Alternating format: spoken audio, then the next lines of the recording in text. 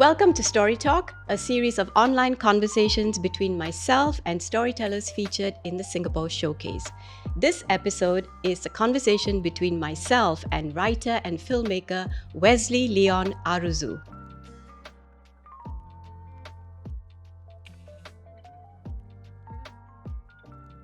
Hi Wesley, thank you for joining me on Story Talk. So happy to have you here and really looking forward to our conversation.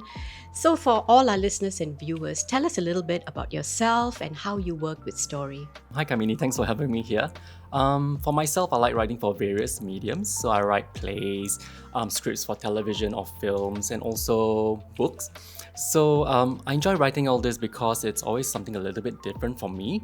And for me, in terms of the stories I like to tell stories about forgotten people, forgotten myths or urban legends which perhaps have gone extinct for a while or dormant, and I want to kind of bring them up again.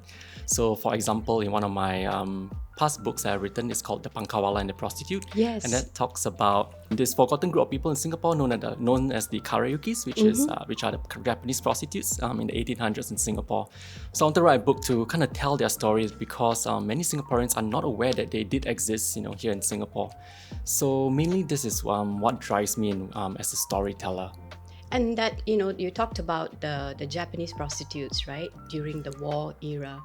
That's related very much to the Japanese cemetery, which is up in the north in Serangoon, right? So yes. Have you visited the cemetery and seen some of the gravestones? I did. I visited there a couple of times for research purposes. So I was looking at the tombstones, trying to decipher what the tombstones, who were there. Also, I thought about, wouldn't it be cool if I wrote the whole book while being at the cemetery all the time? But that didn't happen because it was too hot.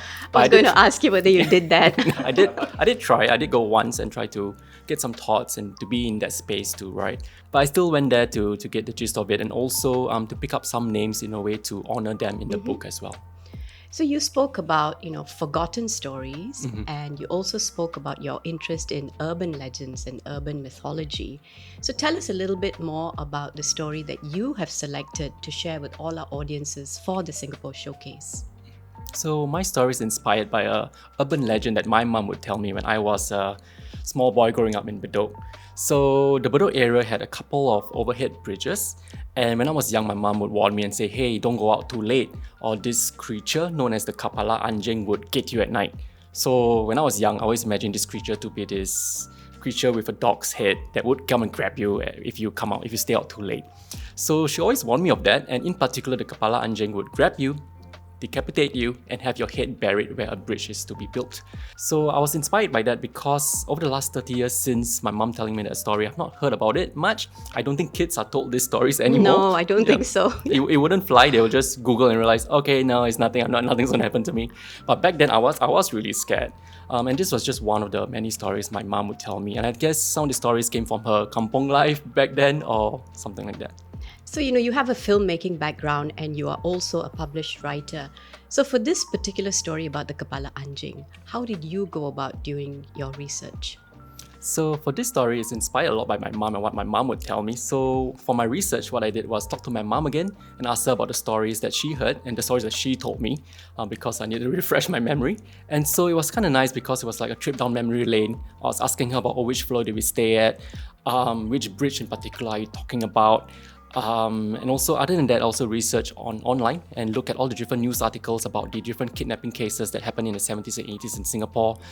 Different people who were interviewed and asked about what do you think happened, and then they said, oh, it is this creature. And it was very fascinating because it's such a lost story, something we've not heard for such a long time. But back then, I would have think that it felt very real because when my mom told me, I thought it was real. So yeah. So you speak about your research and your interest in urban myth and, digging up these old stories, right? And you present them not only as written text or through the medium of film. Now you're going to perform for us, right? And you're going to tell us the story of the Kapala Anjing. So what you've just described is all about, being a Singaporean writer, a Singaporean storyteller, working with Singaporean and local and regional narratives, right? What is your take on the role of stories and storytelling in creating identity? For me, in my responsibility as a storyteller and in regards to identity, it's about What really do I want to say? Because I feel that the work that we do, for example, if it's a film, a book, or even music, it does tell us a lot about who we are.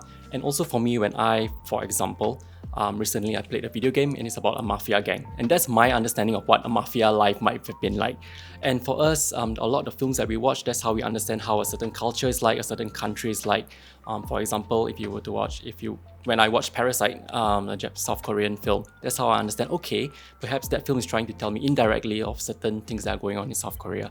So I think the works that we do are important, and also there's this responsibility for a storyteller because, sure, on one hand, it is to entertain, but at the same time, it's also telling us about the struggles, the pain, the joy of what we are doing and where we are from at that particular point in time. So I think for me, my responsibility is to make sure that the story I'm telling has an important message to share, or at least share something which I find very passionate about. So that's really interesting because as an oral tradition practitioner, I don't work with film, I haven't written and published. Everything is sharing and everything is so intangible. So it's really interesting, working with someone like you where your stories are tangible. You can watch the film again and again. You can reread the book. You can go to chapter 1 or you can go to the end, and it's recorded.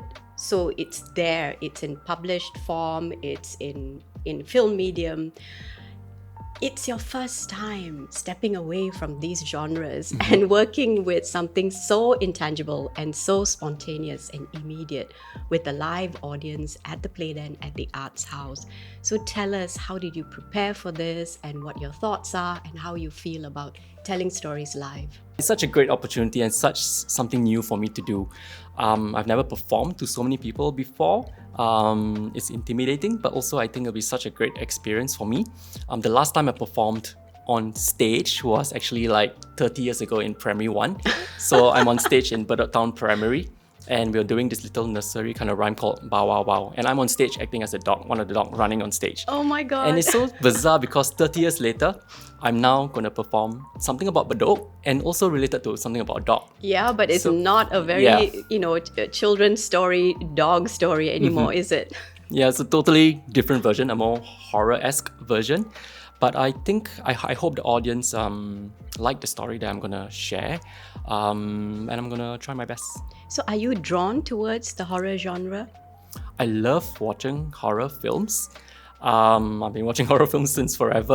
I love it so much. And it's kind of strange because this is my first time working on something in the horror genre. So it's kind of bizarre that it took me this long to come to it. I have worked on things which are about supernatural spirits and things like that, but nothing where it's more really just horror. So for me, that's the challenge that I thought, okay, this is what I want to do. This is going to be interesting to see how I kind of navigate my way through this. So when you first started as a writer and when you first started working with stories, even with film, now that you look back, right, at all that, Wesley, what are some things you hoped you had then? I think for me, growing up in the local schools here, I wished perhaps if there was a further push in having local works being seen by students, for example, not just films, but books, music, even clothes. If there is something or certain program where students can kind of see this very early on, to go like, okay, this is what exists, and these are the stories that are out there. Especially in Singapore, where we are generally extremely influenced by American culture and other kind of cultures in everything we do, the clothes we wear, so in everything. So it's taking pride in having representation of your own people, your own community, and having your own stories shared and reflected back to you. So that's something that you hoped you had when you were growing up. So now, what do you wish for the future for stories and storytelling to continue in Singapore? What are some of your hopes?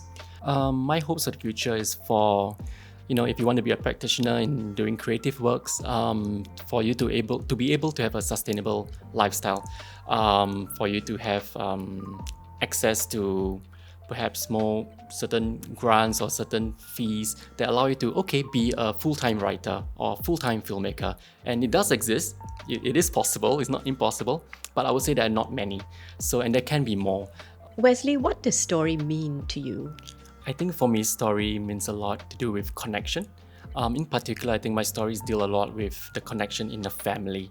I think a few of my stories kind of deal with mother and son, father and son, or those kind of stories. I think because family is a big thing for me, and I think I'm always interested to explore these kind of stories, especially when things go wrong in a family.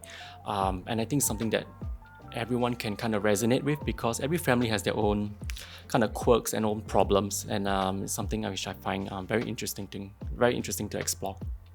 Thanks so much for joining me, Wesley, on Story Talk. Thank you so much for chatting with me. Thank you. If you enjoyed this conversation between myself and Wesley Leon Aroozoo, don't forget to listen to his story on Story Threads. And also don't forget to watch all the other interviews featuring the artists from the Singapore Showcase on the other Story Talk videos.